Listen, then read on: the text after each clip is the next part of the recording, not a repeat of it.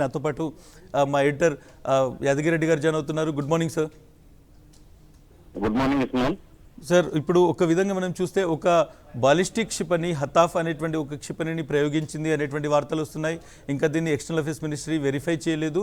But డెఫినెట్గా sources ప్రకారము, south black సంబంధించిన సోర్సెస్ ప్రకారం ఒక అటాక్ జరిగింది. అయితే దాన్ని గాల్లోనే ఆ బాలిస్టిక్ క్షిపణిని మనం న్యూట్రలైజ్ చేశాము అనేటువంటి వార్త వస్తుంది. ఏ సిటీని టార్గెట్ చేశారు, ఏ ప్రాంతాన్ని టార్గెట్ చేశారు అనేటువంటి ఇన్ఫర్మేషన్ని మనం ఇప్పుడే ఈ స్థాయిలో రివీల్ చేయలేనటువంటి సిచ్యువేషన్. బట్ స్టిల్ ఒక బాలిస్టిక్ క్షిపణితో అటాక్ చేయడం అనేటువంటి దాన్ని మీరు ఎలా చూస్తారు సార్? అది మేబీ మిలిటరీ కాసేపట్లో రివీల్ చేయవచ్చు. ఆల్రెడీ నేషనల్ మీడియాలో స్టార్ట్ అయింది. మన జలంధర్ ఎయిర్ బేస్ మీద వాళ్ళు టార్గెట్ చేశారు. అయితే అదృష్టవశాత్తు మన సిస్టమ్ ఆ మిసైల్ ని న్యూట్రలైజ్ చేసింది. పాకిస్తాన్ ఎప్పుడైతే ఉగ్రవాదం వల్ల భారతదేశం ఎంత నష్టపోయిందో, ఉగ్రవాదులు మన దేశంలోకి జమ్మూ కాశ్మీర్ లో ప్రవేశించి పహల్గామ్ లో 26 మందిని పొట్టన పెట్టుకున్న తర్వాత ఇక ఉపేక్షించేది లేదు, పాకిస్తాన్ లో ఉగ్రవాద శిబిరాలను ధ్వంసం చేస్తే తప్ప భారతదేశానికి రక్షణ లేదు అనే కోణంలో ఆలోచించి ఉగ్రవాద శిబిరాల మీద మాత్రమే దాడి చేసింది. అంతటితో పాకిస్తాన్ సరైన చర్యలు తీసుకొని భారతదేశం మా ఉగ్రవాద శిబిరాల మీద దాడులు చేసింది అనే దాన్ని సరిపెట్టుకొని ఉంటే పరిస్థితి ఇక్కడ దాకా వచ్చేది కాదు. కానీ దాన్ని అడ్డు పెట్టుకొని గురువారం రాత్రి, శుక్రవారం రాత్రి పాకిస్తాన్ మన ఎయిర్ బేస్, మన జమ్మూ ఎయిర్పోర్ట్ మీద దాడి చేయడం, అట్లాగే విచక్షణ రహితంగా సరిహద్దుల వెంట విచక్షణ రహితంగా ముందు వెనక చూడకుండా సివిలియన్స్ మీద దాడి చేస్తే దాదాపు 16 మంది చనిపోయారని మన భారత విదేశాంగ శాఖ ఆర్మీ ప్రకటించాయి. కానీ ఎంతమంది చనిపోయారనేది ఇంకా మనకు పూర్తి వివరాలు రావాల్సింది. అంటే భారతదేశం ఈ స్థాయిలో, భారతదేశం జలంధర్ ఎయిర్ బేసే కాదు, అటు రాజస్థాన్ లో కూడా, రాజస్థాన్ మన ఎయిర్పోర్ట్ల మీద కూడా దాడి చేయడానికి ప్రయత్నించింది. ఒక సివిలియన్ ఎయిర్పోర్ట్ అడ్డు పెట్టుకొని, నిన్ననే మనం ప్రెస్ కాన్ఫరెన్స్ చూసాం విదేశాంగ శాఖ ప్రతినిధి, ఒక సివిలియన్ ఎయిర్పోర్ట్ ను అడ్డు పెట్టుకొని దాడులకు పాల్పడింది పాకిస్తాన్. ఇక ఉపేక్షిస్తే చివరికి భారతదేశం మీద ఎటువంటి దాడికైనా సిద్ధపడుతుంది పాకిస్తాన్ దెబ్బగొట్టాలి అని ఎప్పుడైతే ఈ క్షిపణులు మన ఎయిర్ బేస్ మీద ప్రయోగానికి సిద్ధమైందో అప్పుడే భారతదేశం ఒక నిర్ణయం తీసుకొని ముందుకెళ్ళింది. దాని ఫలితంగా వాళ్ళ ఎయిర్ బేస్ నూర్ఖాన్ రావల్పిండి సమీపంలోని ఎయిర్ బేస్ దాదాపు ధ్వంసమైంది. ఇస్మాయిల్, ఇంకో విషయం, మన ప్రపంచంలో ఏ దేశం నుంచైనా విమానాలు రాకపోకలు పాకిస్తాన్ కు నిషేధించబడ్డాయి. ఎందుకంటే వాళ్ళ ఎయిర్ బేస్ పూర్తిగా పోయింది, వాళ్ళ ఎయిర్ స్పేస్ కూడా వర్క్ చేయదు. ఇప్పటికే ఎమిరేట్స్, ఖతార్ ఇట్లాంటి ఎయిర్లైన్ సంస్థలు పాకిస్తాన్ విమానాలను రద్దు చేస్తూ అధికారికంగా వాటి వెబ్సైట్లలో వివరాలు ఉంచారు. దీనివల్ల పాకిస్తాన్ ఎంత నష్టపోతుంది, పాకిస్తాన్ భారతదేశంతో ఘర్షణ పడడం వల్ల ఎంత తీవ్రంగా వాళ్ళు ఆర్థికంగా దెబ్బతింటారు, ఇట్లాంటివి ఏం పట్టించుకోకుండా కేవలం పాకిస్తాన్ ప్రభుత్వం తీసుకుంటున్న నిర్ణయాల లేదా పాకిస్తాన్ సైన్యం ప్రభుత్వంతో నిమిత్తం లేకుండా ఘర్షణ పడుతుందా అనేది కూడా చాలా వార్తలు వస్తున్నాయి.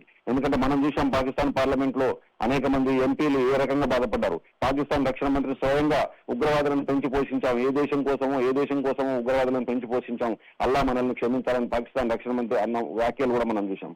అయినా పాకిస్తాన్ వైఖరిలో మార్పు లేదు. పాకిస్తాన్ ప్రజల దురదృష్టమో పాకిస్తాన్ సైన్యం అహంకారమో తెలియదు. ఇస్మాయిల్, యాదగిరెడ్డి గారు, ఒక విషయం మనం ఇక్కడ చూడాల్సి ఉంటుంది. నిన్నటి వరకు డ్రోన్లతోని, తర్వాత చీప్ క్వాలిటీ మిసైల్స్తోని అటాక్ చేస్తున్నటువంటి పాకిస్తాన్ ఇప్పుడు చిప్ బేస్డ్ మిసైల్స్తోని, బాలిస్టిక్ మిసైల్స్తోని అటాక్ చేస్తుంది. ముఖ్యంగా మన వైపు చూసుకుంటే జమ్మూ, పఠాన్కోట్ ఇటువంటి ఎయిర్ స్ట్రిప్లను, ముఖ్యంగా మనకు సంబంధించిన ఎయిర్ ఫోర్స్ అటాక్ ఎక్కడి నుంచి చేసేటువంటి అవకాశం ఉంటుందో మన ఎయిర్ బేసెస్ ఏవైతున్నాయో వాటిని టార్గెటెడ్గా చేస్తుంది. At the same time Pakistan ఏ క్షణంలోనైనా పూర్తి స్థాయి వార్ను డిక్లేర్ చేయొచ్చు అనేటువంటి ఒక న్యూస్ కూడా వస్తున్నటువంటి చూడొచ్చు. సో డెఫినెట్గా గత 2-3 డేస్ నుంచి జరుగుతున్నటువంటి ఎక్సర్సైజెస్ కావచ్చు, పాకిస్తాన్ వైపు నుంచి జరుగుతున్నటువంటి ప్రొవొకేషన్ కావచ్చు, మనం చూసుకుంటే పాకిస్తాన్ దీన్ని ఒక ఫుల్ స్కేల్ వార్ వైపు తీసుకెళ్లాలనేటువంటి ఒక కుట్ర చేస్తున్నటువంటి చాలా స్పష్టంగా ఒక పిక్చర్ అనేటువంటిది అయితే ఎమర్జ్ అవుతుంది. మీ ఒపీనియన్ సార్? వాళ్ళు పాకిస్తాన్ చర్యలు మాకు అలాగే కనిపిస్తున్నాయి. అంటే రెచ్చగొడుతున్నారు. పాకిస్తాన్ లో ఉన్న ఉగ్రవాద శిబిరాలను ధ్వంసం చేయడానికి భారత్ ప్రయత్నిస్తే అది పాకిస్తాన్ అదొక ప్రతీకార చర్యగా భావించారు. ప్రతీకార చర్య ఎట్లయితుంది? వాళ్ళకు సంబంధించి వాళ్ళు పెంచి పోషిస్తున్న ఉగ్రవాదులు పెహల్గామ్కి వచ్చి అక్కడ 26 మందిని పొట్టన పెట్టుకుంటే భారతదేశం స్పందించాల్సిన రీతిలో ప్రతిస్పందించింది. దానికి పాకిస్తాన్ పరిస్థితి ఉద్రిక్తతలకు తావు లేకుండా భారత్ తో చర్చల ద్వారా పరిష్కరించుకోవాల్సింది పోయి, ఆ రోజు ఎప్పుడైతే మనం ఉగ్రవాద శిబిరాల మీద దాడి చేశామో ఆ రోజు సాయంత్రం నుంచి మరుసటి రోజు నుంచి మన సివిలియన్స్ మీద దాడి చేయడం మొదలెట్టారు. విచక్షణ రహితంగా కాల్పులు జరిపారు. సరిహద్దుల్లో చాలా చోట్ల గ్రామాలు ఖాళీ చేయాల్సిన పరిస్థితి ఏర్పడింది. అయినా భారత్ అప్పటికి ఇంకా భారతదేశం కొంచెం సంయమనం పాటించిందని చెప్పాలి. కానీ ఆ రోజు సాయంత్రం గురువారం రోజు రాత్రి జమ్మూ ఎయిర్పోర్ట్ మీద దాడి చేయడం, రాజస్థాన్ లో గ్రామాలపై, రాజస్థాన్ లో ఎయిర్ బేస్ మీద కూడా మిసైల్ ప్రయోగానికి ప్రయత్నించడం, తర్వాత F-16 విమానాన్ని మన సిస్టమ్ F-16 విమానాన్ని కూలగొట్టడం, ఇవన్నీ చూస్తుంటే పాకిస్తాన్ కావాలని, అంటే మేము భారతదేశాన్ని ఇబ్బంది పెట్టగలము, భారతదేశం మీద దాడి చేయగలము అని చెప్పుకోవడానికి ప్రయత్నిస్తుంది. ఇంతకుముందే చెప్పినట్టు పాకిస్తాన్ ప్రజలు, పాకిస్తాన్ ప్రభుత్వం ఏమనుకుంటుంది అనేది సంబంధం లేకుండా పాకిస్తాన్ సైన్యం దుందుడుకుగా వ్యవహరిస్తుంది. దానివల్ల పాకిస్తాన్ ప్రజలు నష్టపోతారన్న విషయాన్ని పట్టించుకోవడం లేదు. ఒక రకంగా చెప్పాలంటే పహల్గామ్ దాడి తర్వాత పాకిస్తాన్ ఉగ్రవాద శిబిరాలను ధ్వంసం చేయకపోతే నష్టపోయేది మనమే అని భారత ప్రభుత్వం గ్రహించి అక్కడ ఉగ్రవాద శిబిరాల మీద దాడికి పాల్పడింది, ఆ ఉగ్రవాద శిబిరాలను ధ్వంసం చేయడానికి ప్రయత్నించింది. కానీ పాకిస్తాన్ భిన్నంగా వ్యవహరిస్తోంది.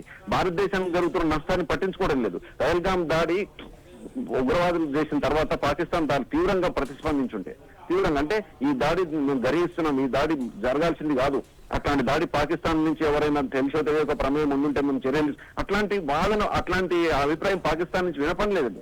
పాకిస్తాన్ ఎంతసేపు అవి మాకు సంబంధం లేదు అని చెప్పడానికే ప్రయత్నించింది తప్ప పాకిస్తాన్ లో ఉగ్రవాదులు యథేచ్ఛగా, మసూద్ అజర్ మనం చూసాం, మసూద్ అజర్ ఎంత స్వేచ్ఛగా జరుగుతున్నాడో, వాళ్ళ బంధువులు ఎంతమంది చనిపోయారో మనం చేసిన ఉగ్రవాద దాడిలో. ఇప్పటికీ పాకిస్తాన్ లో ఉగ్రవాదులు ఇంకా స్వేచ్ఛగా జరుగుతున్నారు.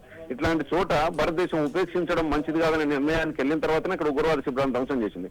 కావాలని ఇప్పుడు నిజంగా మీరు అంటున్నట్టు పాకిస్తాన్ యుద్ధం వృద్ధే ప్రయత్నం చేస్తుంది. అయితే మిగతా ప్రపంచం ఎట్లా చూస్తుంది? అమెరికా వైట్ హౌస్ ఇవాళ తెల్లవారుజామున అర్ధరాత్రి ఒక ప్రెస్ నోట్ రిలీజ్ చేసింది, రెండు దేశాల మధ్య ఉద్రిక్తతలు పెరగకుండా చూడాలని. ఆ తర్వాతే జలంధర్ మీద మిసైల్ ప్రయోగించడానికి పాకిస్తాన్ ప్రయత్నించిందంటే ఎవరి అండ చూసుకొని ఇట్లా చేస్తుంది? కేవలం పాకిస్తాన్ సైన్యం అహంకారమా, లేకపోతే దాని స్ట్రాటజీ ఏంటని మనకు అర్థం కావట్లేదు ఇస్మాయిల్.